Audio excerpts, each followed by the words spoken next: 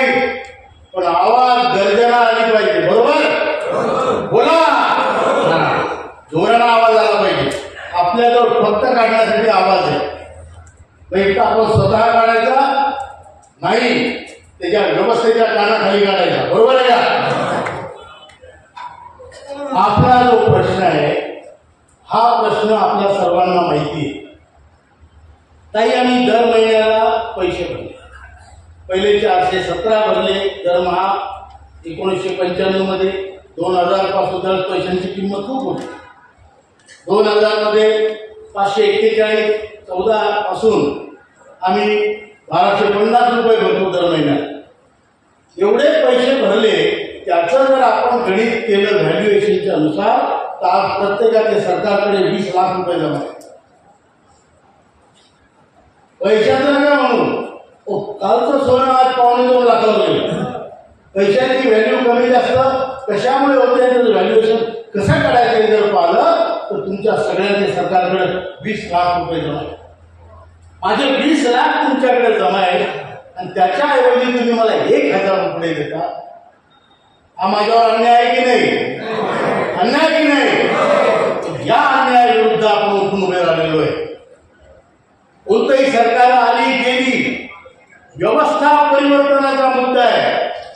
आम्ही म्हातारे झालो म्हणजे मेलो नाही, आम्ही कचरा नाही. आम्हाला कोणी आमची मुलं असो किंवा आमचं सरकार असो, कचरा पेटीत आम्हाला टाकू शकत नाही. हे आम्हाला सिद्ध करायचं. आम्हाला सिद्ध करायचं की आमचा आवाज आहे.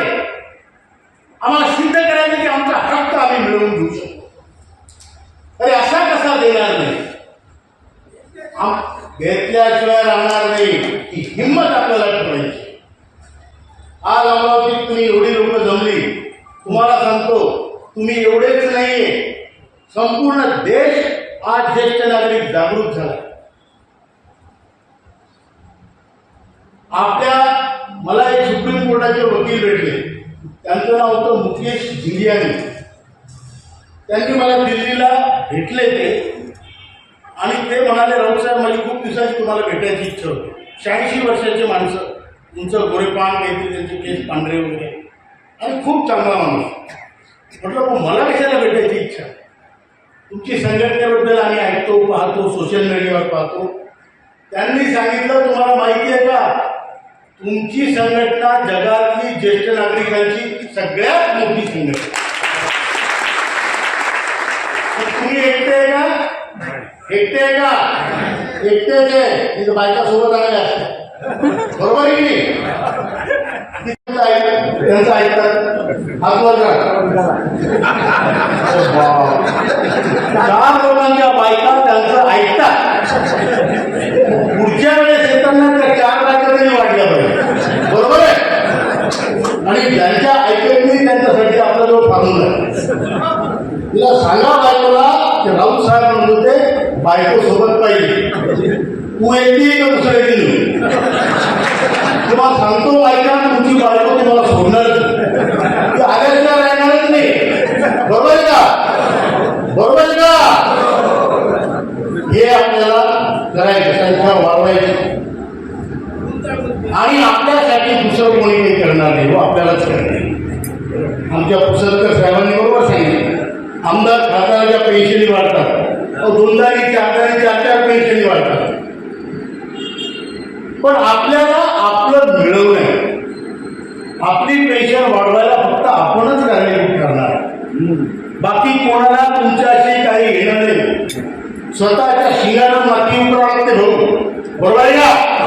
आणि ती माती आपण उकरणार आहे. जसं अंगावर येईल तसं शिंगावर घेणार आहे. व्यवस्था असो, सरकार असो, ती काही असो, ज्येष्ठ नागरिकांचा या देशात मान सन्मान ठेवला झाला पाहिजे, यासाठी आपण प्रयत्न करतो. इलेक्शन येतं, आम्हाला ओलांडून जातात, कोणी विचारत नाही तुम्हाला, करू नाही. कारण 3 ते 5 घेणे नसतात. बरोबर आहे? आणि म्हाताऱ्या लोकांच्या लाखाने तरी पाया पडत नाही. ही परिस्थिती आहे. आपण ही परिस्थिती बदलवणार आहे, आणि ती अशी की तुमच्या वार्डात असो, का शहरात असो, का आमदारात असो, का खासदार, तुमचं दर्शन घेऊन घेतल्याशिवाय तो माणूस निवडून नाही आला पाहिजे. बरोबर आहे? एवढा मोठा आशीर्वादाचा आणि शापाचा अधिकार आपण जवळ बाळगायचा आहे. त्यासाठी आपण संघटित होतो. बरोबर आहे का तुम्ही? बोला. करायचं आहे त्यासाठी हे संघटन. आज आपल्या पेन्शनचा लढा कोकणकर दादांनी सांगितल्याप्रमाणे अगदी शेवटच्या टप्प्यात येऊन ठेपलेला आहे आणि पुढच्या येत्या 1-2 महिन्यात आपल्या पेन्शनचं काम होईल हे निश्चित आहे.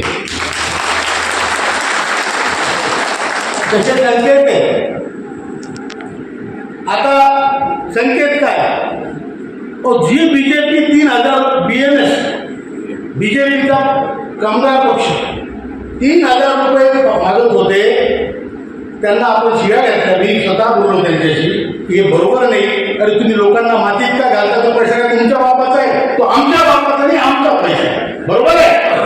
जर सरकार आणि पंतप्रधान आम्हाला वचन देतात की हे झालं पाहिजे, 7,500 मागे भत्ता मिळाला पाहिजे. अर्थमंत्री म्हणतात BMSच्या बापाला काय झालं? त्यांनी 3,000 म्हटलं. आता त्यांनी 7,500 महागाई भत्ता म्हणायला सुरुवात केली. कारण कुठून तरी त्यांनी तो वास काढला. बरोबर आहे. आणि ते काढलं. आता आम्ही आंदोलन करणार म्हणतात 7,500 महागाई भत्ता. म्हणजे त्यांना काय करायचं? हाड्या बसायची, डाग तुटायची, असं सारखे करायचं. करू नये. आपल्याला लवकरच बोलवण्यात येईल. आपलं काम होणार म्हणजे होणार, 100% होणार, लवकर होणार. पण केवळ मागून काहीच मिळत नाही. संघर्षाशिवाय आपल्याला इलाज नाही. गरीब माणसाला बाबासाहेब आंबेडकरांनी एक चांगली शिकवण देऊन दिली. शिका, संघटित व्हा, संघर्ष करा. ते केवळ दलितासाठी नाही. आपण तर महादलित आहे, बदललेली आहे. 36,60,000 लोकांना 1,000च्या खाली पेन्शन. 36,60,000 आणि यांच्या पेन्शनच्या तिजोरीत आज 12 लाख करोडच्या वर पैसा आहे. केवळ पेन्शन भंडार. आम्ही तिथे जाऊन प्रेझेंटेशन दिले. त्या प्रेझेंटेशनमध्ये त्यांचे ॲन्युअल रिपोर्ट वाचून त्याचा अभ्यास करून RTIनी माहिती काढून आणि त्यांच्यासमोर पॉवर पॉईंट प्रेझेंटेशन दिले. त्यांना सांगितलं तुमच्या पेन्शन भंडार एवढा पैसा आहे. तुम्हाला दरवर्षी 7.5 कोटी लोक अंशदान करतात.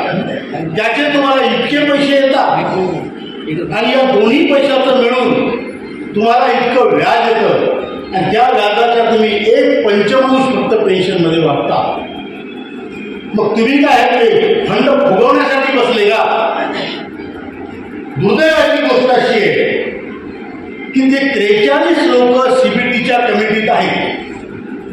त्याचे अध्यक्ष मंत्री असतात, त्याचे जे सचिव आहेत ते EPFO असतो आणि बाकी जे मेंबर्स आहेत त्या 10 कामगारांचे रिप्रेझेंटेटिव्ह आहेत.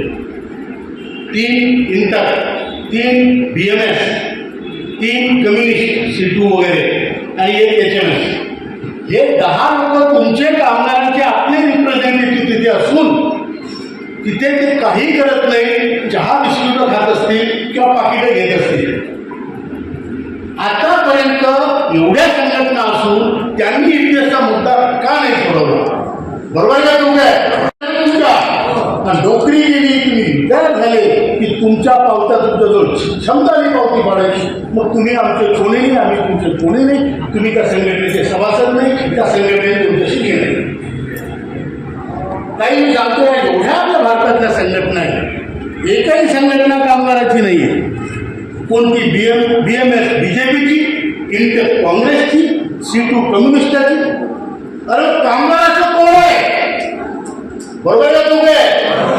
आपापल्या पक्षाचा अजेंडा घेऊन तुम्ही जसं बाकी लोकांना भ्रमात पाडता तसं कामगारांमध्ये येऊन त्याचे मतं घेतात, पैसे घेतो.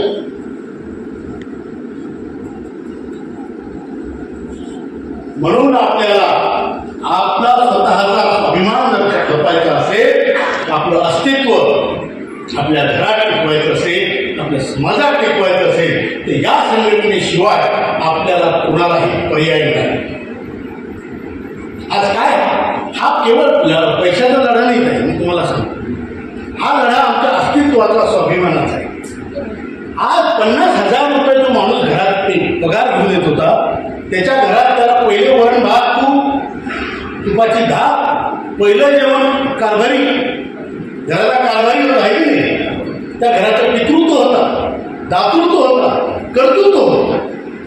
आज त्या माणसाला 1000 रुपये तुम्ही देता, त्या माणसाला त्या घरात तुम्ही बाबा म्हणायला तयार नाही. त्या सुनेला समोर भांडं आपटलं, ताट आपटलं, ते म्हणायची हिंमत नाही की सुनबाई हे घर माझं आहे, नाही म्हणायची हिंमत. बरोबर आहे का? बोला. स्वतःच्या घरात स्वतःच्या अवलादी समोर जर आम्हाला रोज अपमानित व्हावं लागत असेल तर अशा सिस्टमचा धिक्कार करून एकत्र येऊन आमचं स्वाभिमान मिळवून पण करू. बरोबर आहे का? इथे मी राजकीय मत मागायला नाही आलो, तुमचं मत तुम्हाला त्या एक सांगायला आलो. आपण लाचार होऊन जगायचं नसतं. आज आमची किंमत पूर्ण घर झाडून घेतल्यावर तो झाडून दरवाजाच्या मागे उलटा ठेवला, ही किंमत आहे. पोत्रा करून घेतला, चाकला निचडून त्या तारावर टाकला, ही किंमत आहे. वरून पुढे माझ्या पोत्रा इथे चांगला दिसत नाही, वृद्धाश्रमात पाठवा म्हणतात. बरोबर आहे. आम्ही आदरणीय निर्मला सीतारामनजींना 3 वेळा आपल्या बैठकीत आहे. त्यांना आपण सांगितलं की मॅडम, त्यांनी ते म्हणाले आम्ही सरकारी लोकांना पेन्शन देतो, त्यांना 18.5% UPS आम्ही टाकतो, कारण ते आमचा सरकारचे एम्प्लॉईज. मग त्यांना आपण म्हटलं श्रमयोगी मानधन योजनेमध्ये तुम्ही 100% अनुदान देता, मी 100 भरले की सरकार 100 भरतं, ते कशाचं भरोसा? तुम्ही हे फुकट वाटता. अमुक बहीण, लाडकी बहीण, लाडका भाऊ, ज्याचं काम पडलं तो लाड. बरोबर आहे. हे सगळं करता आणि आमचे पैसे असून आम्हाला घडवता, आम्हाला फक्त 1.16 देता, ते फक्त ॲडमिनिस्ट्रेटिव्ह एक्सपेंडिचरसाठी आहे. मग आम्ही का तुमचे सावत्र लागतो का? मॅडम, हम आपके सौतेले लगते हैं क्या? हम भारत माता के सौतेले पुत्र आहे क्या? हे आम्ही त्यांना विचारलं आणि त्यांना आम्ही इलाज सांगितलं. प्रत्येक वेळेस आम्ही प्रॉब्लेम घेऊन जात नाही, एवढं असा कसा देतो हे म्हणत नाही. आम्ही एक प्रॉब्लेम घेऊन गेलो, 4 सोल्युशन घेऊन जातो. पैसा कसा उभा करायचा आम्ही सांगतो. आम्ही निर्मलाजींना म्हटलं हम पढ़ाते हैं पैसा, इसको दुनिया का विश्व का सबसे नंबर 1 फंड बनाएंगे. बोले आप क्या दे सकते हैं? हम अरे हा फंड दिला तुम्ही, तुम्हाला कुणी दिला? आपण दिला. बरोबर आहे का? बोला. सावकाराला मागताना आपलेच पैसे असल्यावर लाज नाही वाटायला पाहिजे. बरोबर आहे? बरोबर आहे ना? ते आपण केलं, त्यांना सांगितलं, त्यांनी मान्य केलं. पहिले भारत सरकार काही द्यायला तयार नव्हती, आता त्यांनी म्हटलं हम आपको मदत करेल. फार मोठी गोष्ट झालेली आहे. आपण श्रममंत्री 4 बदलले, 4ही श्रममंत्र्यांपुढे आम्ही कमीत कमी 50-60 वेळ भेटलो असतो, पॉवर पॉईंट प्रेझेंटेशन केले असेल. त्याच्यानंतर आपण पंतप्रधानांना 2 वेळ भेटलो. त्यांनी पूर्ण ऐकून घेतलं. त्यांनी सांगितलं डॉक्टर जितेंद्र सिंह जी ये लिख लो, ये करना है. दूसरा सांग बैठो सर ये हुआ नहीं, बोले इसमें टाइम लगता है, फाइलें है, मुँह होती है, ब्यूरोक्रेसी जब होती है, वो मेरे पास ही आएगा, मैं करूँगा काम, आपको मैं करूँगा. त्यानंतर ही झाली पॉलिटिकल मीटिंग. पण आपण ब्युरोक्रेसीमध्ये कॅबिनेट सेक्रेटरी भारताचा सगळ्यात मोठा, त्याच्यासमोर प्रेझेंटेशन झालं, ते ॲग्री झाले. फायनान्स सेक्रेटरी, एक्सपेंडिचर सेक्रेटरी, ज्याच्या हाती भारताच्या तिजोऱ्या आहे, आता 5 फेब्रुवारीला त्यांनी स्वतः बोलवलं. आणि आपण आवाज केला की बजेटमध्ये आमचं का काय नाही, बोललं कसं नाही आमच्याबद्दल.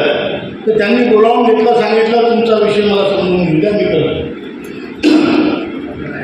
प्रत्येक स्तरावर नॅशनल एज्युकेशन कमिटी, राष्ट्रीय संघर्ष समितीने आवाज उठवलेला आहे. आणि तिथे मला म्हणा, आपल्या नेते लोकांना म्हणा, का बोलवतात? कारण तुम्ही पाठीशी, नाही तर आम्हाला कोण ओळखतो? बरोबर आहे का? सामान्य माणसं आम्ही आमच्या बुलढाण्यात, तुम्ही तुमच्या अमरावतीत. पण हे एकत्र झाल्याशिवाय आपल्याला कोणी ओळखणार नाही, हे लक्षात ठेवा. तुमचा जेव्हा दबदबा वाढेल तेव्हा तुमचा पोरगा मी तुम्हाला बाप म्हणेल. जेव्हा तुम्हाला 10,000 मिळतील महिन्याला, तेव्हा तो पोरगा महिनाभर तो तुम्हाला बाबा म्हणाल, फायदा पण माहीत नाही. शेवटचे 3 दिवस पाय नक्की लावतात. म्हातारीची पेन्शन आहे म्हणून 3 दिवसात, बरोबर आहे की नाही? त्यामुळं आपल्याला सगळ्यांना जागरूक होणं आवश्यक आहे. आपल्याला सडत सडत मरायचं नाहीये, आपल्याला लढत लढत मरायचं आहे, बरोबर आहे? मी तर म्हणतो लढत लढतही मरायची गरज नाही, जिंकू आणि मग स्वाभिमानानं मरू. मरू तेव्हा आपण शाप देऊन नाही मरायचं, मरू तेव्हा आपण चांगल्या मतानं मरू, बरोबर आहे का? मरण कोणाला घेऊ आहे सगळ्यांना मरण, मग ते मरताना बी आपण चांगल्या पद्धतीनं मरू, याची ही व्यवस्था आहे. आणि ही संघटना ती संघटना अरे बाबा, तुम्ही 1000 संघटना काढूनही फायदा नाही, तुम्ही एकत्र येऊन फायदा आहे. आम्ही कोणा नाव ठेवलं नाही, पण अमरावतीकरांनी एकत्र काम करावं ही आमची मनापासून इच्छा आहे. अमरावतीकरांनाच का भारताला एकत्र येऊन काम करा, भारताने एकत्र येऊन काम करा. आतापर्यंत काय, हा या जातीचा त्या जातीचा त्या धर्माचा, आमचा नातं आमचं ना धर्माचं ना जातीचं, कर्माचं नातं एवढं, कामगाराचं नातं कर्माचं नातं. आणि कर्म करून आपल्या ताईने सांगितलं तसं आमच्या घामाचे दाम घेतल्याशिवाय आम्ही मरणार नाही. आणि म्हणून आपण आंदोलन ठेवलंय, कारण उतारा लावल्याशिवाय दगड उचलला जातो का? सांगा भाऊ, चर्चा चालू आहेत आपल्या, पण इकडून उतारा लावावं लागतं, म्हणून आंदोलन. त्यासाठी तुम्हाला यायचं, बरोबर आहे का? आवाज काढा, बरोबर आहे का?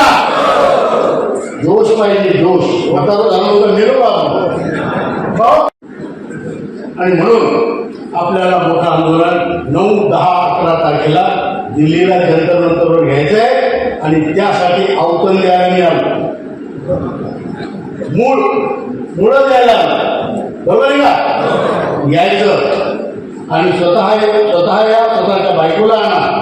तुम्ही नाही केली तर ते मथुरा काशीगिरी दाखवा. आता लोक काय मी कामच केले नाही, पाहू द्या, एवढंच बोलतो. आणि त्यासाठी 7,500 मागे त्याची आपली मागणी आहे. याचा अर्थ असा होतो, ज्या माणसाला 1 रुपया जरी पेन्शन आहे त्याला 7,500 मागे भत्ता मिळाला. दुसरी मागणी, पती पत्नीला मेडिकल फॅसिलिटी.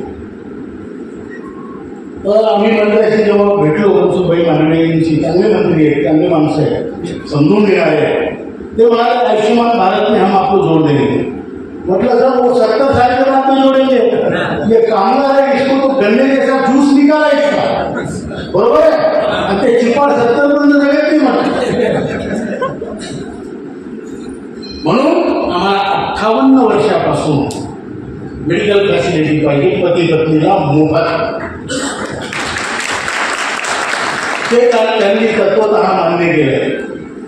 स्टेट इन्शुरन्स की हेल्थ इन्शुरन्स की काय असेल त्यामध्ये पहिले 12 वर्ष, आयुष्यमान भारतमध्ये 70 पासून जेवढं आयुष्य होईल तेवढे वर्ष, बरोबर आहे? हे तत्वतः मान्यता झालेली आहे.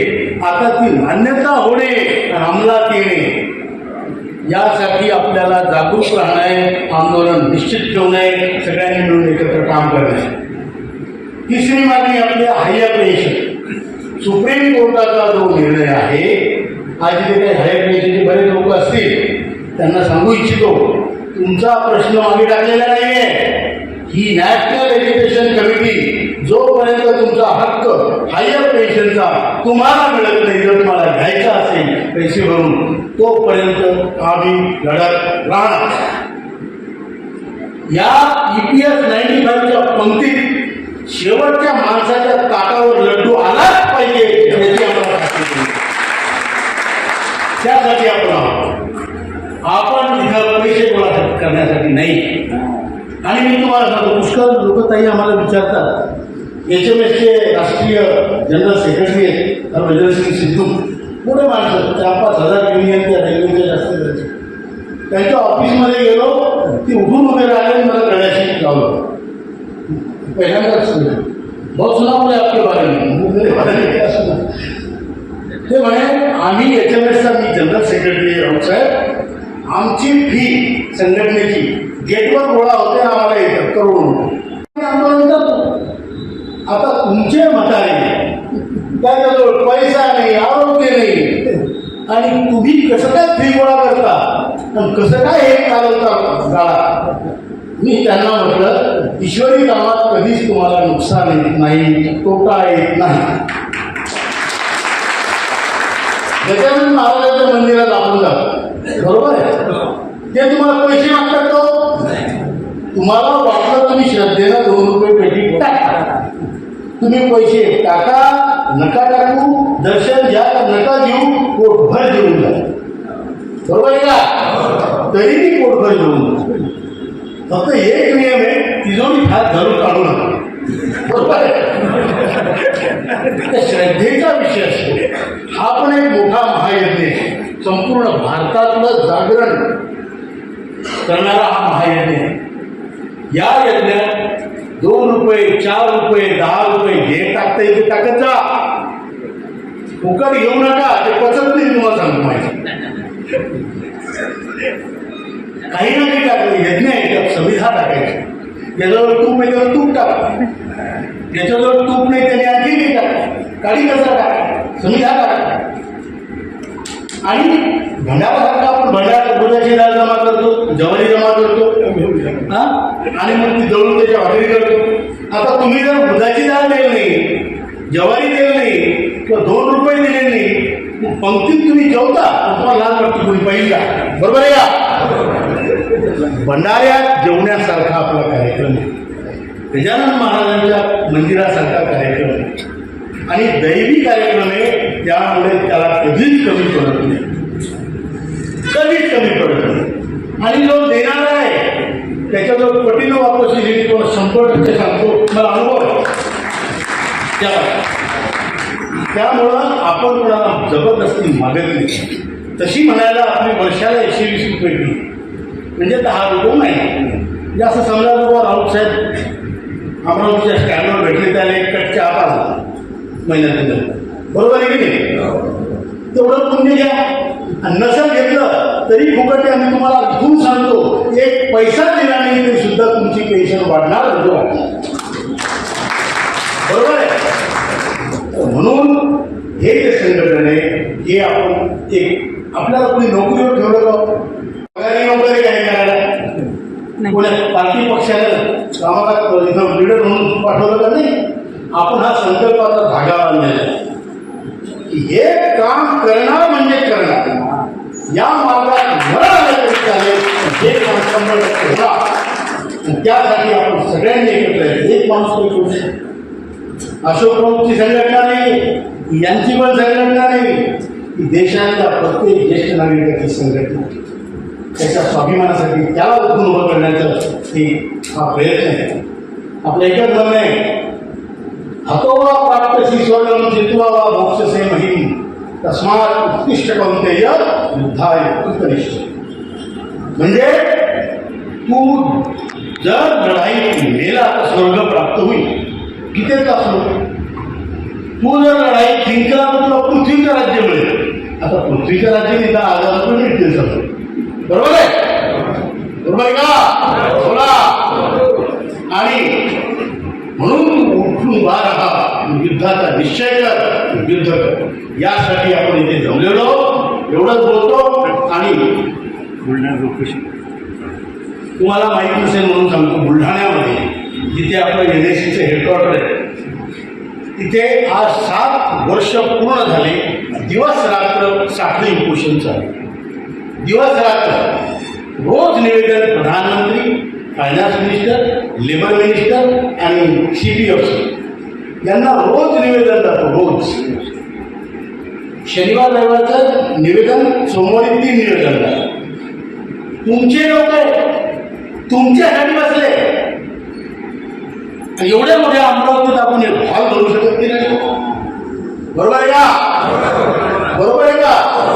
ही भूमी अंबाबाईची, ही भूमी गाडगे महाराजांची, तुकडोजी महाराजांची, ही श्रीकृष्णाचं शासन आहे, बरोबर आहे ना, बरोबर आहे का. आणखी काय पाहिजे, देवाला याची मुलगी असं वाटत. बरोबर आहे. म्हणून इच्छा लोकांनी जास्तीत जास्त संख्येने भाषण ऐकावं. बरोबर आहे. बरोबर आहे का? सांगितलं असं समजावं द्या महिला बसलेल्या दादासाहेब कापडे भाषणच नसतो. तर ते सांगतो की इतकं हे नाही. ते म्हणाले एक मला मवाळवादी भेटला. त्यावेळी जहाज आणि मवाळ असत समजलं का? हो बोला. हो कहाणी सांगतो. हुंकाराला त्या बायची बरोबर आहे का? ते म्हणे मवाळवादी भेटला. तो बायकोबरोबर चालला होता. त्याच्या हातात छत्री होती. तिकडून एक इंग्रज आला. तो म्हणे छत्री द्या तुम्ही बायको मला दे ऊन नाही पडलं पाहिजे. तो म्हणे मी इंग्रजाला फसवलं. म्हणजे कसं? म्हणजे तो काही करत असताना हळून छत्री बाजूला करायचं हे काही फसवलं. त्याच्यावर ऊन पडून जायचं म्हणून. असे मवाळवादी आपल्याला व्हायचं नाही. आपला अधिकार आहे, आपला हक्क आहे तो घ्यायचा. त्यासाठी भिडायचं ही आपली परंपरा आहे, रीत आहे. अंबाबाईच्या रीत आज आपण आंदोलनाचा नारळ आणि युद्धाचा गोंधळ घालायला जमलेलो आहे. एवढंच बोलतो. माझे दोष हा तुटला तर मेडिकल फॅसिलिटी मिळणार आहे दाखवून मिळणार. बरोबर आहे का? म्हातारे तो करेल पाहिजे आपल्याला करून पाहिजे सगळं.